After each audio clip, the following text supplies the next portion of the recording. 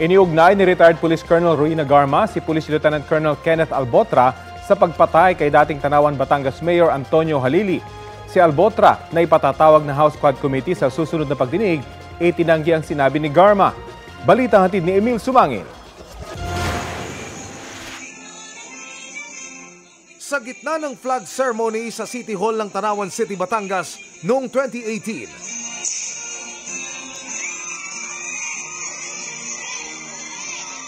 Binaril at napatay ng isang sniper ang alkalde ng Luzon na si Antonio Halili. Sabi noon ng mga investigador, posibleng may kinalaman ang pagpatay sa politika o di kaya'y sa shame campaign ni Halili kontra krimen. Ipinaparada niya kasi noon ang mga akusado sa iba't ibang kaso nang nakaposas at may sukbit na karatula. Kabilang na ang mga suspect sa droga.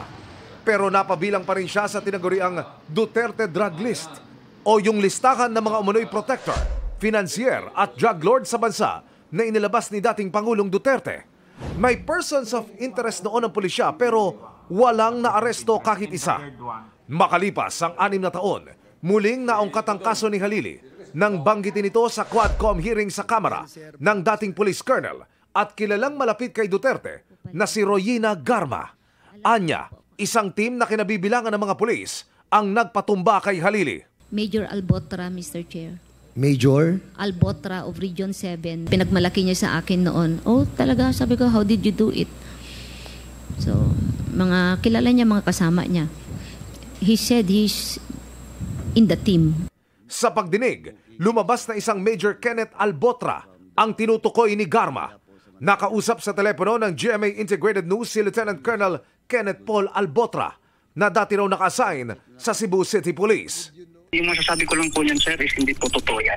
Wala pong katotohanan. Saan ho kaya kinuha, Major, ni Ruina Garma itong sinasabi niya? Tingin ko po, talagang ano na po si ma'am, confused na po siya sa mga nangyayari sa buhay niya po ngayon. At ako'y naawa po sa kanya. Hindi po totoo yung sinasabi ni ma'am, yun lang po. Matipid ang sagot ni Albotra. Hindi na siya nagbigay ng karagdagang detalye. Kayo ba'y nasa PNP pa rin, Major? Nasaan po kayo naka-assign ngayon, Major? Dito po sa Pero 7. Okay. Kayo ba'y Major o Colonel? Just to be correct with the designation. Sir, yun lang po sana Okay. sir. Yun lang po ang maibigay ko sa ngayon. Salamat po. Ipatatawag ng Quadcom sa susunod na pagdinig si Albotra, pati ang iba pang kagrupo nito. Emil Sumangil, nagbabalita para sa GMA Integrated News.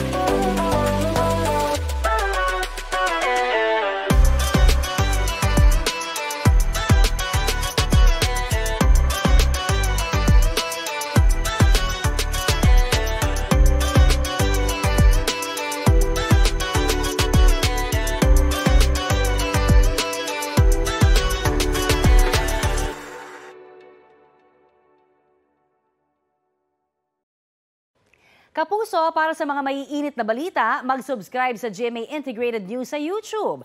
Sa mga kapuso naman abroad, subaybayan nyo kami sa GMA Pinoy TV at sa www.gmanews.tv.